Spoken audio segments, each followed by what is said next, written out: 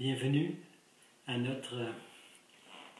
ce moment de capsule d'espérance. Raviver la braise, raviver la flamme. Prendre l'occasion de rencontrer Jésus qui, aujourd'hui, dans le récit d'une de ses apparitions, après qui est sorti vivant du tombeau. Alors, on est toujours à la Maison du Renouveau. C'est avec l'esprit de famille de cette maison. Alors, pour rejoindre aussi tous ceux qui sont seuls à la maison, ceux qui souffrent un peu de solitude. Alors, avec toute la préoccupation qu'on a ces jours-ci, ces temps-ci, ces semaines-ci, des personnes plus âgées, alors dans des centres ou l'autre, leur apporter un peu de consolation, de réconfort, de chaleur humaine.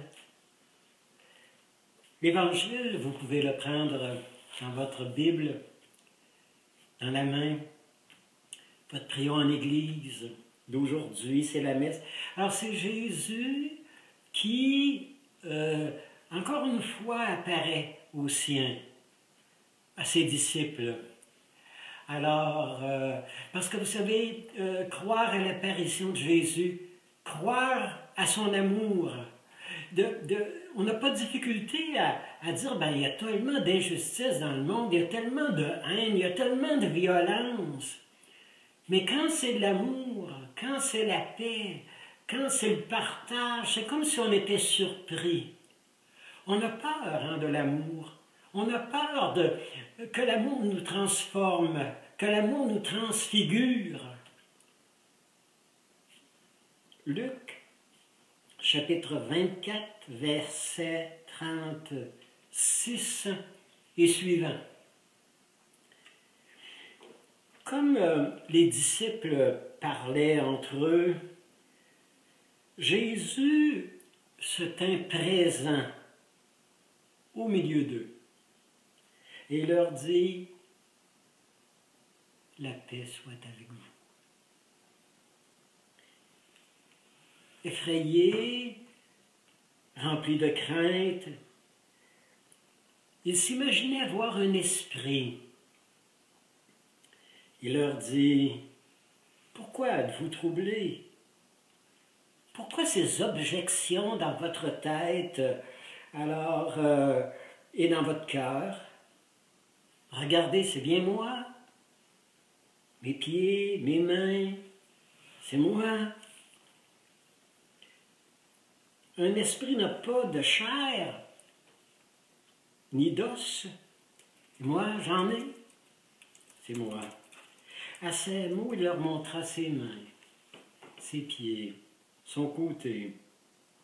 Et comme sous l'effet d'une grande joie, ils restaient là, incrédules, ils s'étonnaient. Alors Jésus leur dit, « Avez-vous de quoi manger? » Alors ils lui offrirent un morceau de pain, de poisson grillé. Il prit le poisson et mangea sous leurs yeux. Puis il leur dit, « Voici les paroles que je vous ai adressées quand j'étais encore avec vous.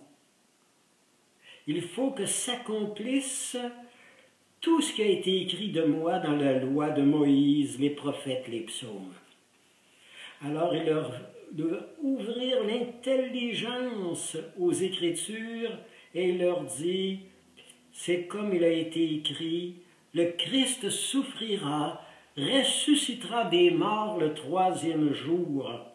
On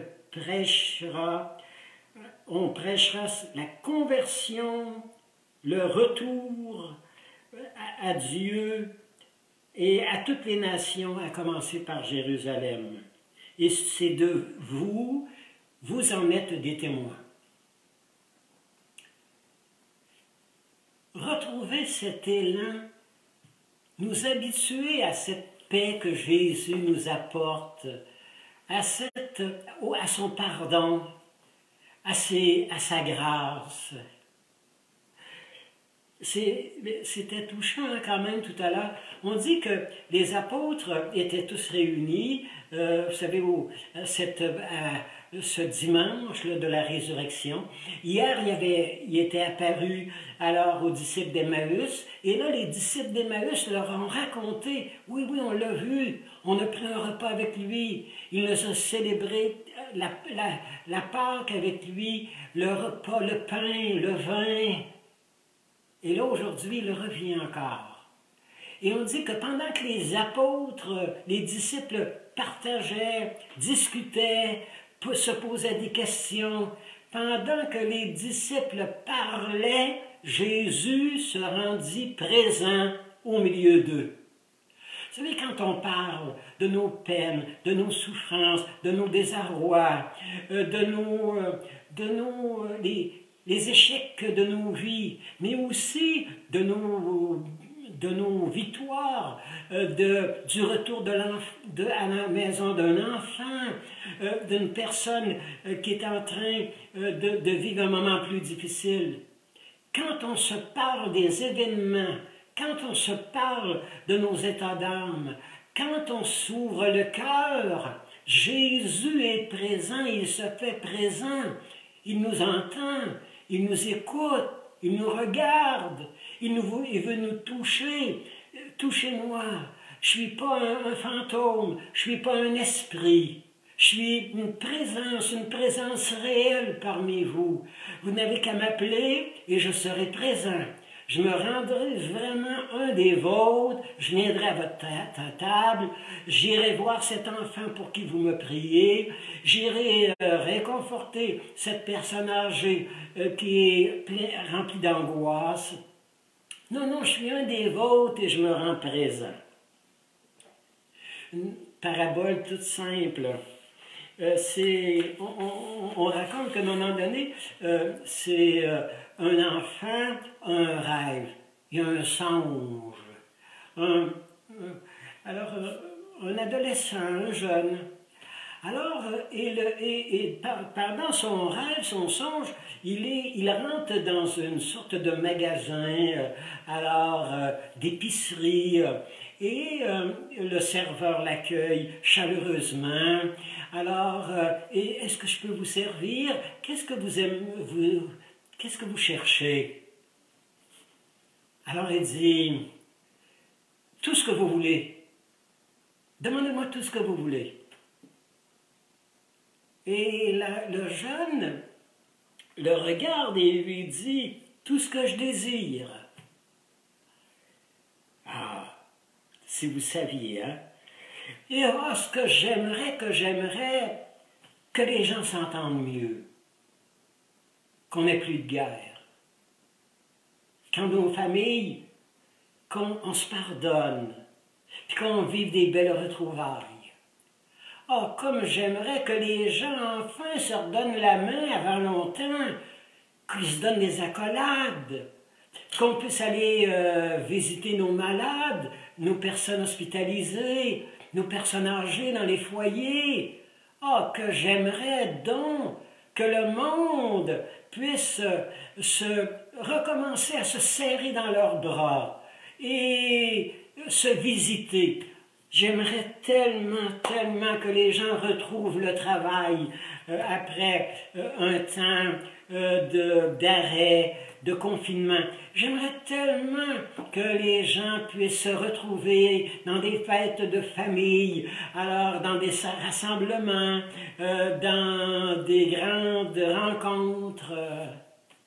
J'aimerais tellement que notre monde s'aime plus, qu'on se pardonne, qu'on s'entende, qu'on se respecte. J'aimerais tellement que bientôt on puisse connaître des jours meilleurs. Et le serveur, l'autre qui l'accueille,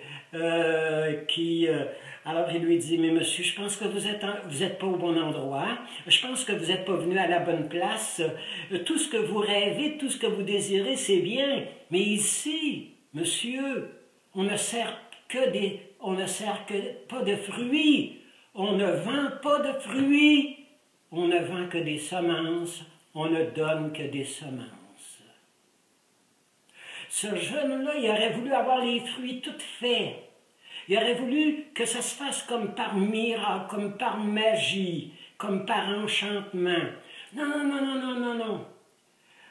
Dieu, ce qu'il nous donne, ce que l'Esprit va nous donner là, par l'envoi, par sa présence, ce que Dieu nous donne, c'est des semences. Les semences sont là dans notre cœur, de la paix. Hein, Jésus qui vient voir les disciples, il les sent angoissés, ils vivent un deuil, ils sont en recherche, ils sont en questionnement, ils rêvent un monde plus meilleur, un monde où ça va être plus génial. Et non, non, je ne vous donnerai pas des fruits tout faits. Mettez la main à la pâte, boulangez le pain, ouvrez vos bras et allez vers ceux qui sont dans le besoin.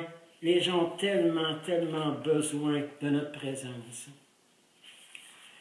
Un témoignage peut nous aider. Hein? Alors, c'est le père Michel Proulx, qui raconte comment, du temps où il était comme dans un travail à une infirmerie pour des frères, des enseignants, et qu'à un moment donné, il a rencontré le frère Yves, qui souffrait de Parkinson, il est en perte d'autonomie, une maladie dégénératrice, vraiment en perte de ses moyens. Et le bon père, Michel, se demande, mais comment je vais m'y prendre? Comment je vais lui parler? Comment je vais lui apporter un peu d'espérance? Comment apporter un peu de lumière dans sa chambre, d'infirmerie?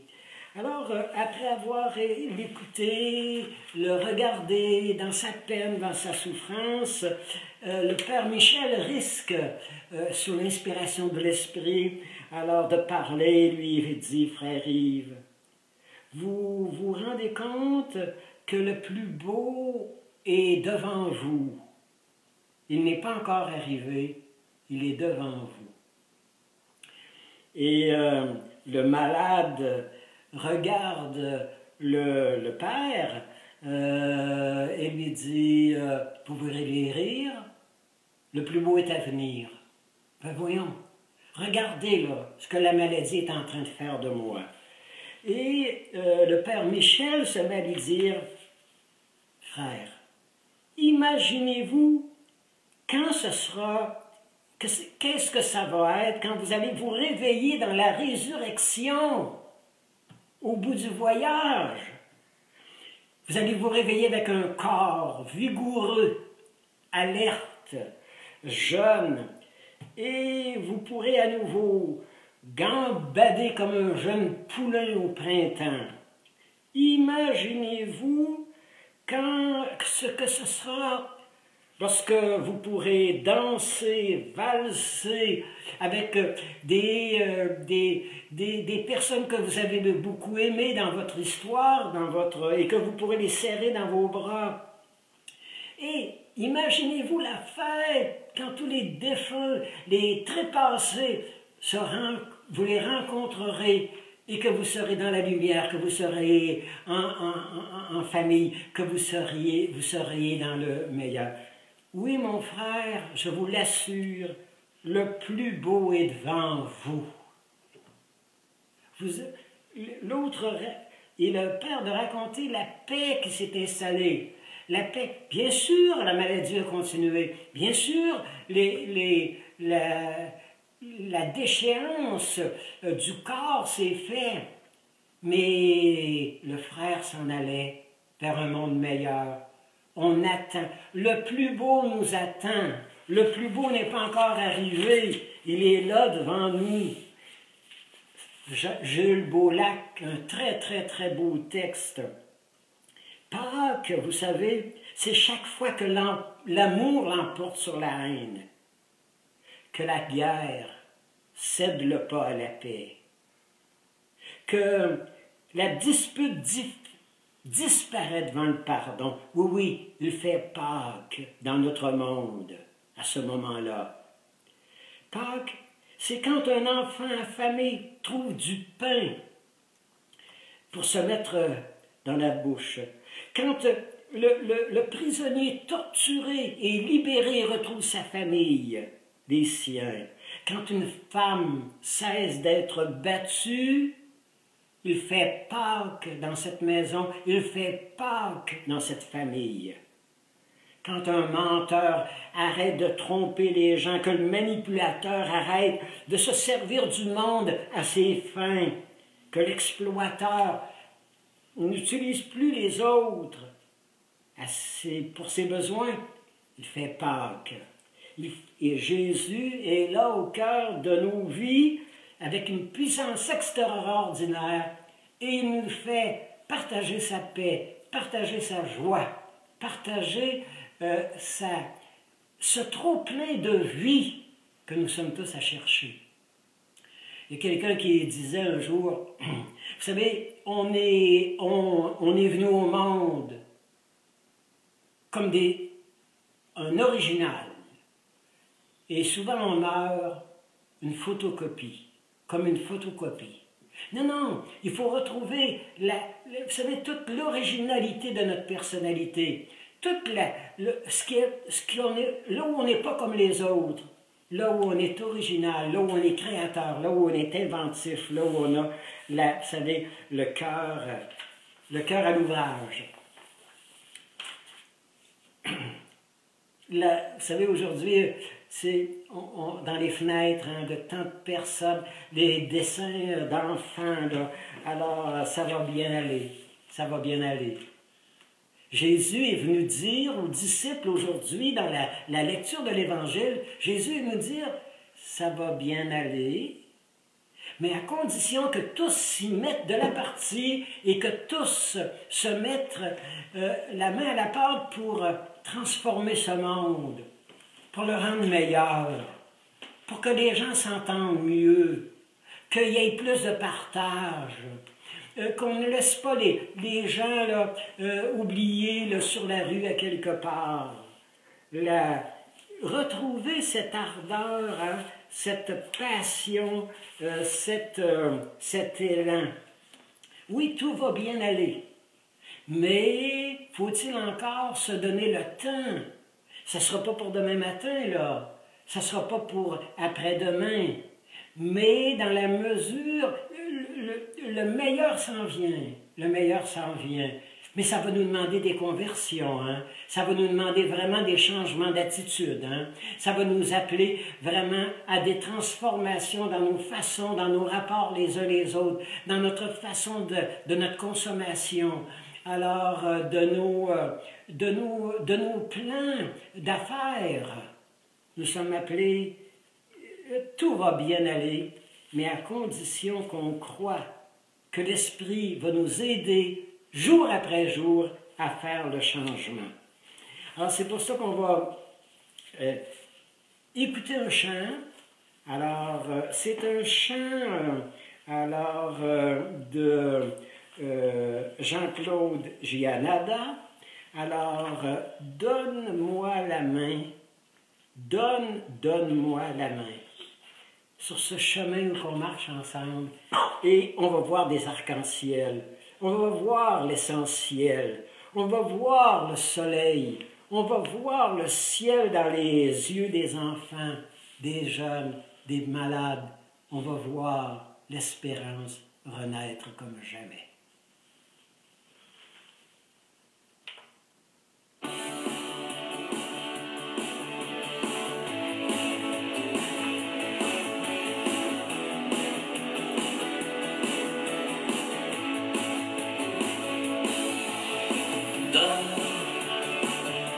Donne-moi la main sur ce chemin qui est le tien.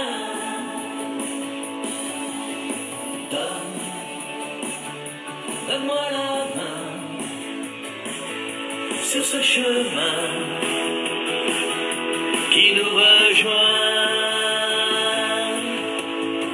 pour fabriquer la ronde du soleil. Et pour que vagabonde la colombe dans le ciel, pour que l'amour abonde chaque seconde sur l'arc-en-ciel, et pour qu'il nous inonde et nous féconde cet essentiel. Donne-moi la main sur ce chemin qui est le tien.